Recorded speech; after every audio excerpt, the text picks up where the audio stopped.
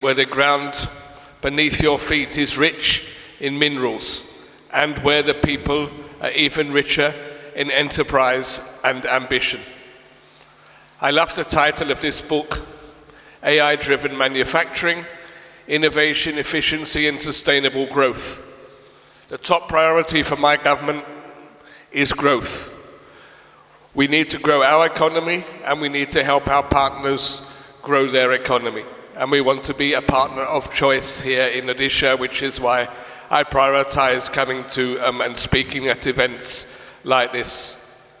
And today I'm going to talk about something very close to both our hearts: manufacturing, mining, and the exciting possibilities when two great traditions, India and particularly Odisha's industrial strength and British engineering excellence, come together. The UK and India share a long history of industrial innovation, and today we stand at the cusp of a new era, one defined by digital transformation, green technologies, and resilient supply chains. Odisha, with its rich industrial base and ambitious vision, is a natural partner for the UK. Together, we can drive progress in steel, mining, and advanced manufacturing while embracing the principles of sustainability and innovation. Let me say a little bit about UK's experience in manufacturing. The UK has a proud heritage of manufacturing excellence which dates back to the Industrial Revolution. And today, UK stands at the forefront of advanced manufacturing, digital engineering, smart factory automation, sustainable industrial practices, and I would add AI as well, since that was something that came up in almost every speech preceding mine. We are currently the 8th largest manufacturing economy in the world, contributing to over £224 billion annually and supporting 2.6 million highly skilled jobs. The World Economic Forum recognizes UK as a global leader in Industry 4.0, and we are ranked number 2 globally for technology and innovation. Our government is backing this strength with major investments, some announced as recently as last week. Over 147 million through the Manufacturing Made Smarter Challenge to transform how products are made. More than £100 million to digital manufacturing solution through UK research and innovation and Made Smarter initiatives. The UK also leads globally in material technologies, including advanced materials like graphene, which was first isolated in 2004 by researchers in Manchester. I am pleased to highlight that this collaboration is already finding roots in India. The Indian Innovation Centre for Graphene, India's first such centre, is being implemented in partnership with the University of Manchester and the Government of India and the State of Kerala and Tata Steel. It is a shining example of how UK-India science and industry can come together to create value. Engagement between India in this field of manufacturing and mining is the next thing I want to cover. And here we see tremendous opportunities for collaboration between the UK and India in areas such as heavy mining machinery, component manufacturing, material handling systems, digital engineering and automation, as well as workplace health and safety. There is also significant potential to work together on advancing environmental, social and governance practices and developing sustainable solutions in the exploration, processing and value addition of critical minerals and rare earth elements. We are also planning to bring another delegation around October this year, with strong interest from UK businesses to engage more deeply with the Odisha's industrial leaders. Earlier this year, we hosted the UK-India Manufacturing Trade Mission 2025 in Bengaluru, which saw the largest ever UK delegation focused on advanced manufacturing, with 16 top-tier British companies participating. This clearly shows the growing interest and momentum for bilateral cooperation in advanced manufacturing technologies.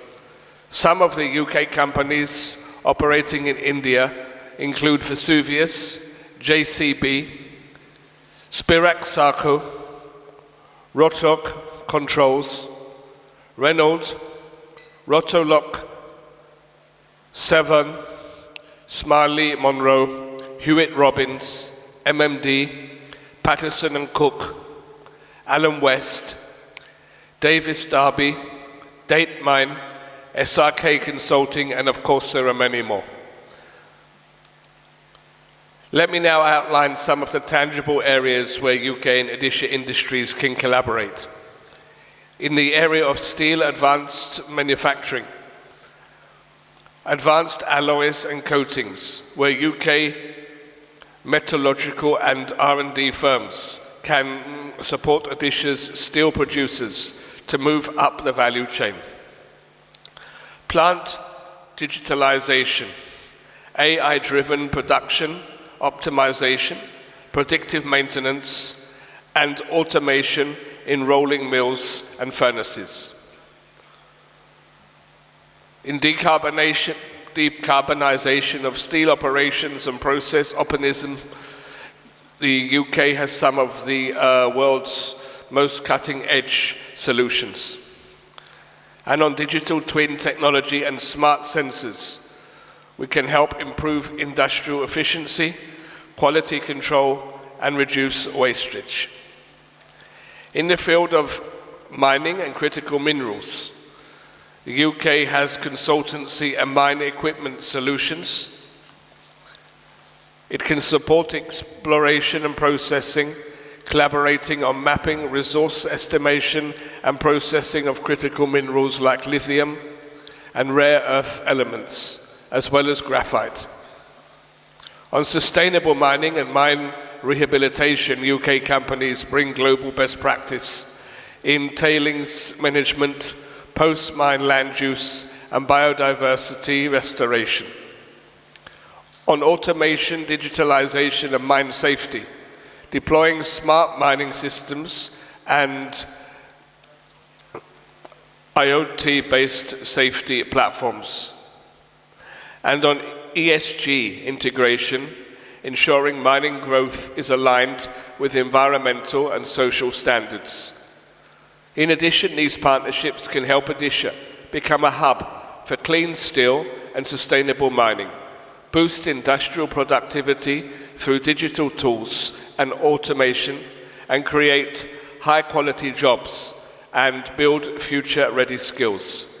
My colleague Anup is here to support and engage with you, whether your focus is on mining, equipment manufacturing, steel engineering, or clean manufacturing, to explore opportunities for technology collaboration, market expansion, and joint project development.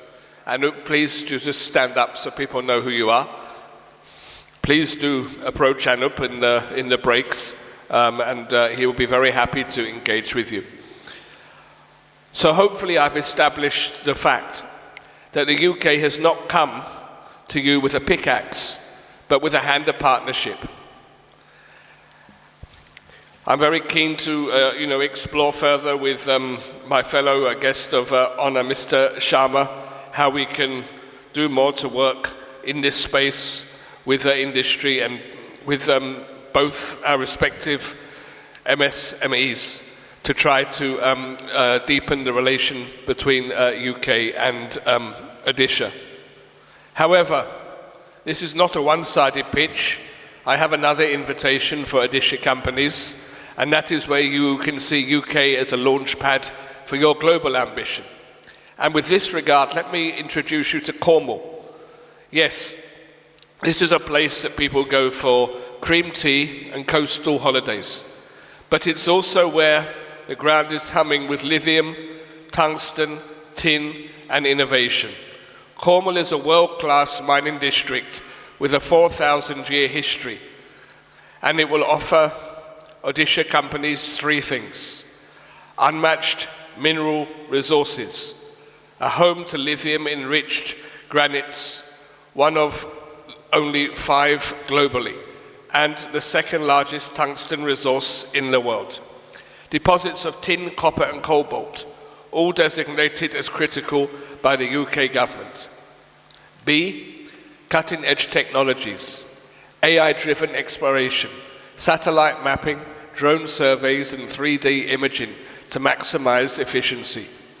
Sustainable extraction, plasma technology for higher yields, automated drills and closed-loop water systems. And circular economy leadership, pioneering battery recycling to reduce reliance on primary supply. And finally, C, ready infrastructure support. The Cornwall Mining Alliance is a hub of 200 companies offering end-to-end services from geology to ESG compliance. Financial incentives. Across the 330 million Faraday Battery Challenge and the £850 million Automotive Transformation Fund for mineral processing and EV supply chains. And free port advantages, tax benefits and streamlined logistics at sites like Teesside adjacent to battery gigifications. And your investment in the UK can take multiple forms. Joint ventures and technology transfer, collaborating with UK firms like Cornish Lithium and Tungsten West to co-develop projects in Cornwall and or Odisha, leveraging British R&D in sustainable mining, and adopting UK innovations like remote sensing and robotic drilling to enhance productivity in Odisha's mines. Secondly, access to global markets. Use the UK's London-based financial ecosystem, the world's leading hub for mining finance, to raise capital and trade metals, and leverage UK free ports to export processed materials tariff-free to Europe and North America. And thirdly, skills and training partnerships. Partner with institutions like the Camborne School of Mines. Think of it as the IIT of mining, with expertise in ESG, automation and decarbonisation. Tap into the UK government grants like the Industrial Energy Transformation Fund to decarbonise operations. To the mining leaders of Odisha, let me underscore the fact that the UK is not just a destination for investment, it is a partner ready to co-innovate, share risks and amplify your global competitiveness. Whether through technology transfer, joint ventures or securing a foothold in the EV supply chain, the door is open for you to come and explore the UK. And please do apply for your visas early. My colleagues in the Department for Business and Trade can further facilitate your journey and will be very happy to help you connect with the colleagues that can support any interest in that direction. So I think that concludes all I wanted to say. I did want to start my speech by extending my condolences to the tragedy of last Thursday, and I would take the opportunity to do that at this point. It's something that has hit all of us in India and in UK very, very hard, and we're truly really sorry, and with you all as the investigations continue. But without letting that put us down, let me again thank the organisers, ASACOM, for inviting us to be here. I really genuinely hope that more can come from this event. I can keep coming back again and again to this beautiful state in India, and we can work together to ensure that more British business understand the rich and diverse opportunities here and come and see for themselves. Thank you very much.